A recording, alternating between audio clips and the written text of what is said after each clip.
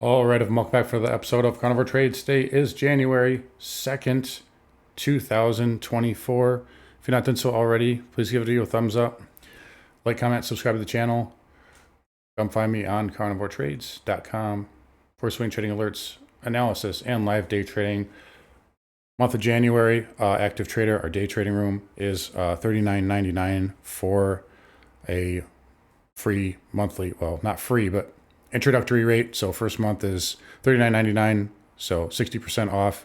If you want to try it out, should be a lot of fun. I love trading in January after the holiday is over. Anyways, let's get into it today. So markets here, a little bit on the weaker side to start the year. Happy New Year. Hope everybody was safe and healthy and, didn't. I hope you weren't my neighbors blowing off fireworks right in front of my window. In any case, markets here down because that was really pissing me off. In any case, markets here down 0.5% on the day. Spiders finishing at 472.65. I talked about this in the trading room. We probably, they spiked the low earlier today, specifically really more so on the Qs. They spiked that low of the day there. And, they triggered a few stops. And I mean, I said we'd probably close between 47.40, 47.45. And that's what happened. Why? Well, it keeps everybody guessing. You close with a nice doji. So on one hand, you've got bulls here. You could make a case you've got a higher low setup here. But for the bears, you did technical damage on the Qs. This is a scenario possibly that I talked about last week. Do the Qs top out first, right? Historically, that kind of happens, right? The NASDAQ in November 2021 topped out first. In July of this past year, topped out first before the spiders. And we've got a little down, lower low there on the charts. Now you still have a higher high. So you haven't confirmed a lower high yet. But for the bears, you definitely did some damage, and you did it on some volume. Take a look at the spiders. Over 100 million shares, so good. It's first day of the year. There's going to be high volume. That makes a lot of sense. But definitely a little bit of a, bears show their claws a little bit. But obviously, we came way off the lows by the end of the day. And I think, honestly, a lot of this is just profit taking and rotation. Take a look at the Qs today. Obviously, I just showed you that, down 1.7. But look what it's selling today. Semis, Apple, NVIDIA. Tesla's hanging in there. Okay, that was flat. But Microsoft down 1.37. Google down over 1%. Meta took a big hit. This is long overdue here. Down 2% on the day. See Microsoft there finishing around the 370 handle, down 1.3. Even Amazon here down 1.3% as well. Netflix took a pretty good hit, down almost 4%, right? Magnificent Seven. I talked about this last Friday. You're seeing profit taking in the Mag 7. You're seeing things like XLE today up 97 cents. XLV, power move. This is not a move you see every day on XLV. 1 3/4 was up a little bit more at one point. Take a look at XLF, up 0.5%. KRE, up 17 cents. This was a powerhouse earlier this morning on the gap down. Look at that by the dip. Came in because the whole market came in, but then got a nice pop off the lows towards the end of the day. So again, we had some rotation here. I talked about this last Friday. Some people, maybe you wanted to sell at the end of the year, right? Because maybe you wanted to show more income for whatever reason. So you had that little profit-taking move, and I mentioned that it was all Mag 7. There was nothing really else selling that hard last Friday. Today, again, same thing. Now all of a sudden the narrative matters, right? The Red Sea is a problem, right? Oh, the Hamas bombings are a problem. We knew they were a problem. We knew they were a problem back in October. Not the Red Sea, but the Hamas issues and the geopolitical conflict. And now China is bubbling up with Taiwan, and now all of a sudden the market cares. Why? Because it needs an excuse to care, and the market will only care when it does. So, but the point is, we are seeing some rotation again. XLV had a really good day, as did XLF, and there's nothing really wrong when you see that. If you think that, we knew the market was going to pull back here until we do real technical damage. It's nothing more than consolidation or a tightening range. I'm still in the camp that we're going to make a new all-time high before we have a major correction. That doesn't mean we can't consolidate, but until proven otherwise, I think that's going to be kind of the case here. We still have higher lows there on the spiders. The Qs, okay, to be fair, like I just said, this is a little. It's technical damage. You have a lower low, but that doesn't mean we can't, curl back up, put in a lower high, while the spiders, make a higher high, right? So A little bit of a dynamic here. You also don't want to get too crazy. It's the first day of the year. There's lots of money flipping around back and forth, lots of rotation. In fact, look at the spiders here when we were bouncing really hard this morning. The dollar index, which we'll definitely talk about today, the dollar index was still firming up. So some of these correlations are kind of breaking down. Take a look at the dollar index, by the way. And gold was really hardly lower, despite the big move in the dollar. So again, you don't want to get too crazy with these moves here. And again, the same thing I said last Friday. I think it's mostly rotation, mostly some profit taking. If the bears come in and they sell it hard again on volume, then that could change. But right now, it just looks like a consolidating range. I do think, however, we will likely test 4,700 before it's all said and done. We'll see what tomorrow brings here. But again, we'll leave it at that for now. This market is still in decent shape, but we'll give the bears at least a point there on that damage that was done on the Qs. Russell 2000 here down 60 basis points, came off the lows like everything else by the end of the day, still above all the moving averages. It is way overbought, way extended. It needs to consolidate, and I still think this has unfinished business at 210. But right now, nothing to say it doesn't need to pull back a little bit here. And for right now, that 205 handle that I gave you last week, that's holding up. So, or at least holding as resistance. So again, we'll leave it there and not make too much out of it right now. As long as we're, above 197, as long as we're above this window here, I think markets are okay, or the Russell is okay. We're above the 20 moving average. I think technically we're safe. We start to lose those levels, then things get a little more interesting. Dow here managing to scratch out a gain. So that was positive. Again, healthcare up. You figure it, you bet it. UNH up 2.5. That's going to make the Dow up. By the way, also JPM. This thing is just a powerhouse. Goldman. These are big Dow components. Those are green. That's gonna skew the Dow to the upside, despite tech and all these other things selling off today. Anyways, SMH, pretty good shot there. So again, down 3 1/3. That's a big move for SMH. Nvidia. Again, we talked about that down 2 3/4. This still has some pretty good amount of support right here at 480. So we'll see what kind of pattern that puts in. But obviously that does drag the SMH down when it is down. Still a good amount of support at 165. If we get through that, your previous all-time high right here at 161. The SOX, for those of you who follow that, tagged the 20 moving average right now. It got a little bit of a bid off of it, and you held this pivot on a closing basis. You did make a lower low, but again, you have a higher high there. So until you make a lower high, this pattern is still technically not broken, but you did test a lower low. You did make a lower low technically. I still have this potentially penciled in to go to 4,300. Doesn't have to. That's just an upside target. I don't have any position in it, just so you guys know. Obviously, it's an index, so I can't. But in any case, it's holding that trend right now. If it does come down, you have your previous all-time high, and then we'll say 3,800. There's a lot of support right there. That's where we broke out from. Okay, IGV finally came down today. So this is probably the biggest, it's got to be the biggest down move since, you got to go back to like October. Outside move down, uptick in volume, and we're at levels not seen since December 14th, which, okay, it's only like 3 weeks, but you just wiped out 3 weeks of action in basically one day. So IGV finally, maybe it's finally listening to me. I've been saying it needs to do weekly consolidation, and maybe that's finally starting here. But this level here, a lot of chop, right? A lot of weekly chop, and it just defied gravity. 3, 6, 9, weeks pretty much up in a straight line for the most part. And now pulling back here this week down 2 3/4. We'll see what it does here. There's a fair amount of support right around 390, 388.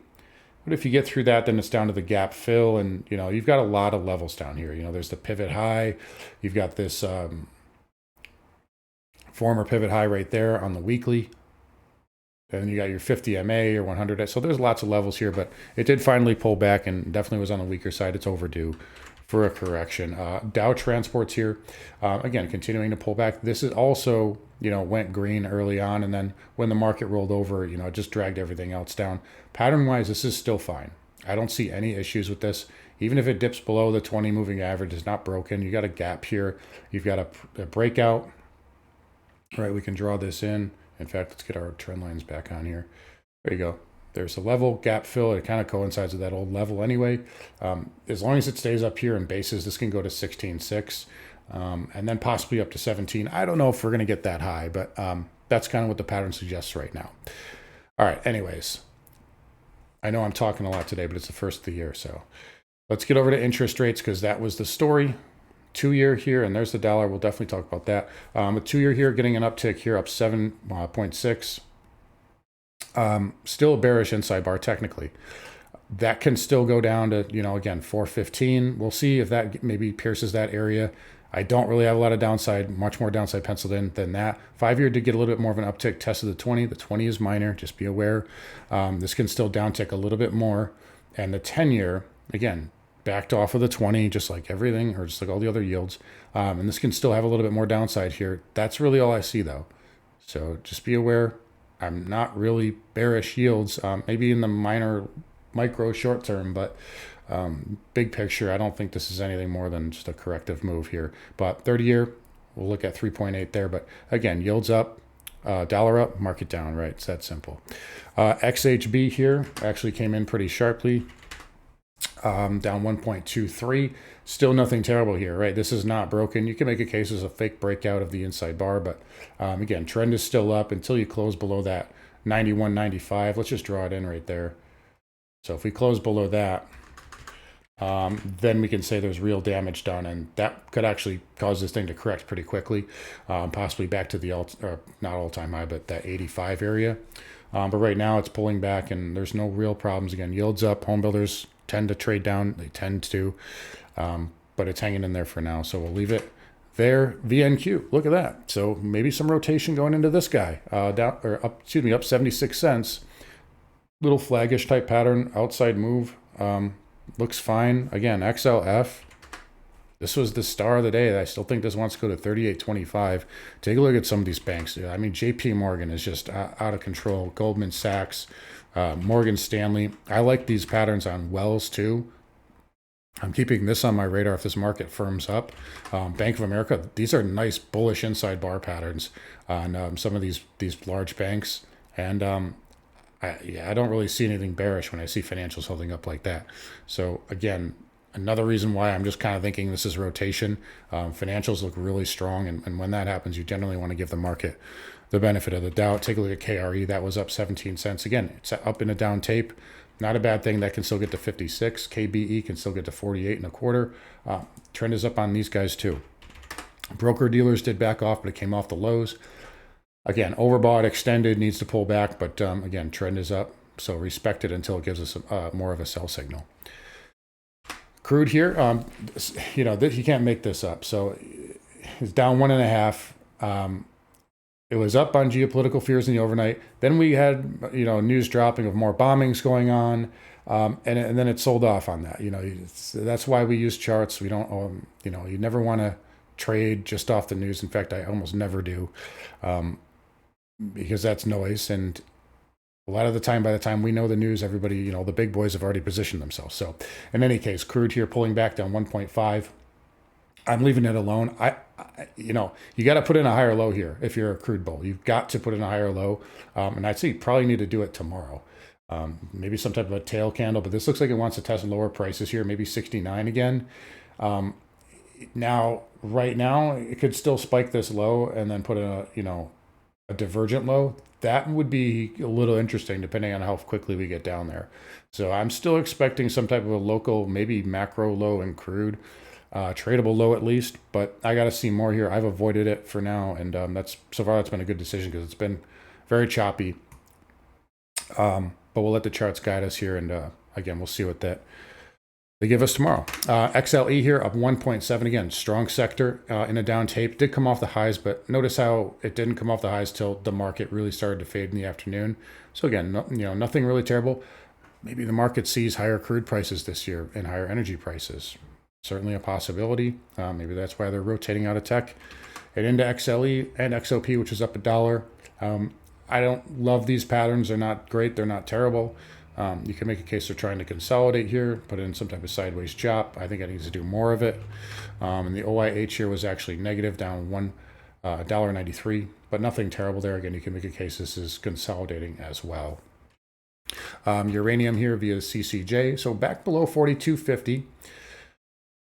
Still has got to do it really on a weekly to really kind of, I would say, cement a possible correction. Well, you're still above all these moving averages.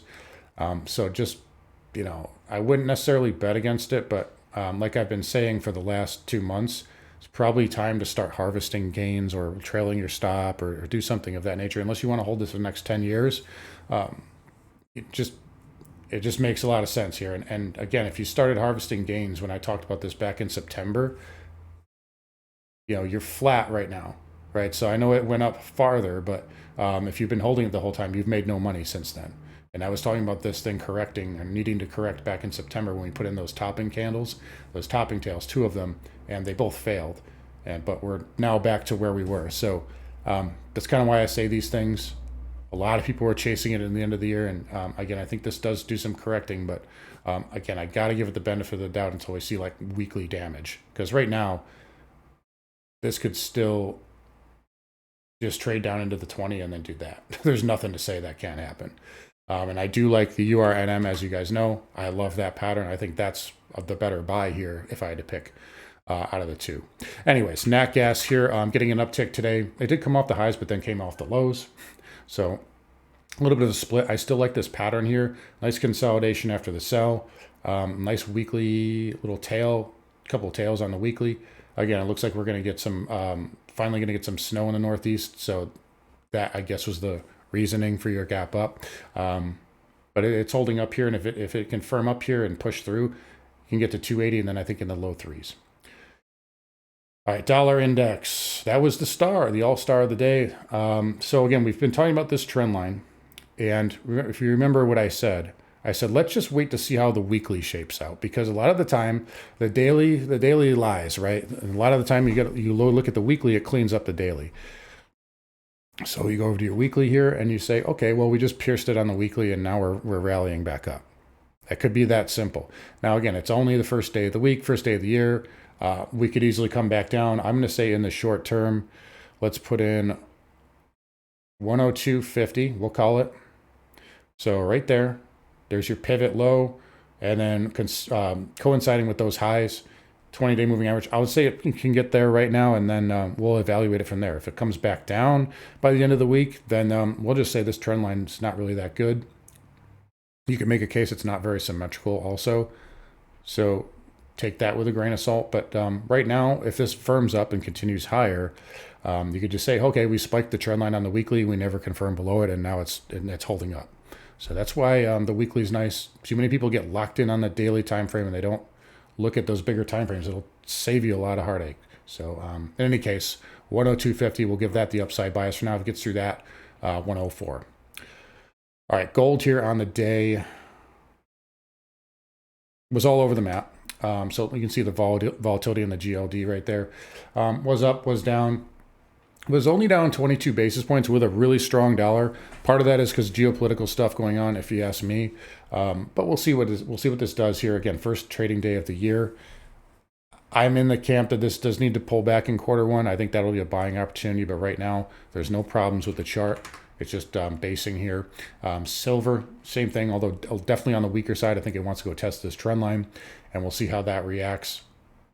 I think silver is a little bit weaker, a little bit more vulnerable, but I think there's less downside potential, if that makes sense, relative to gold right now. And like I said last week, what I like is the miners made higher highs here. You see SIL, SILJ, and GDX. Again, these need to do backing and filling, but I like those higher highs as opposed to the spot metal. That's definitely a bullish sign. Platinum down 1 1/3. We'll look at that around 960. Or if it firms up, then it'll just go higher. But again, you guys know I think the lows are in for that. Same thing with palladium. This is backing off. Remember, this is thin, so a lot of the time it'll overshoot. But 1050, 1060, 1050, there should be some support there. And it's kind of getting into that now. But as you guys know, I like both of these metals, and I think they can be bought on dips. Copper here pulling back down 60 basis points. Nothing really terrible. Slight higher high. If this puts in another higher low, it can go test the low fours. And after that, I think it goes lower. But, it's holding up right now. You have a bullish inside bar on the weekly, so that definitely needs to be respected. All right, lastly, Bitcoin. So that was on the move a little bit this weekend, but no real follow-through, right? So we had a nice pop up to 46, just shy of 46, and we did pull in off the highs.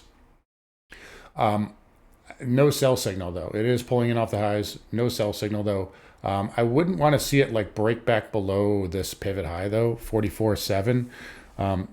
Like especially on a closing basis, that would be like a minor yellow flag, just because like, okay, that's kind of a fake breakout. We do have the ETF news. It looks like it's going to come out this week. I don't know what they're going to say. I guess it's looking like it's going to get approved. You guys know my thoughts on that. Everybody knows it's going to get approved. That means everybody who wants to trade on that is already bought, right? You're not going to like wait for the ETF to come out and be like, oh, it's approved. Oh, now I'm going to buy. Like, right. So if anything, I think we see the buy the rumor, sell the news type setup. How low would it go? We'd have to see the reaction here. Yeah, a lot of support at 38 on the daily. If we have a bigger move, I mean, 30 and 32K would certainly be a monster level if that happened. And again, I know it seems like it's extreme, but I mean, think about it. We were there like a month or two ago. It's not really that far away. And crypto does move like that, just so you guys know, in case you were not aware of that. But in any case, seeing ETH still hold up really well. Nice inside bar pattern. The one I like right now is Cardano. So if I had to pick one, I love that weekly pattern there. So very strong, nice consolidation, tight bull flag on the weekly, tight bull flag on the daily. I think that will be kind of the next one. I mean, it reminds me a lot of Solana before it ran. And these are all taking turns here. So, but right now, again, I'll give Bitcoin the upside to 48, maybe 50. Again, if we get a pop on the ETF news, I think it gets sold off kind of quickly.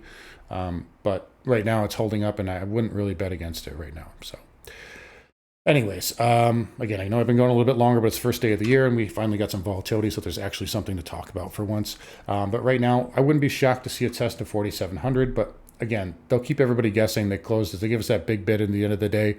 Maybe we test higher prices first. The key is to watch, do we make lower highs here, especially on the Qs? But if this range just tightens, there's nothing to say we can't spike that all-time high first, and then, we'll kind of go from there. But again, let's not make too much out of it today. There was rotation. It was healthy rotation. Financials up, healthcare up. And I don't really see anything terrible here on really any charts outside of that little minor technical damage that we've done so far on the triple Qs. Anyways, guys, going to wrap it up here. You guys take care. Come find me at carnivoretrades.com. I'll talk to you guys all tomorrow.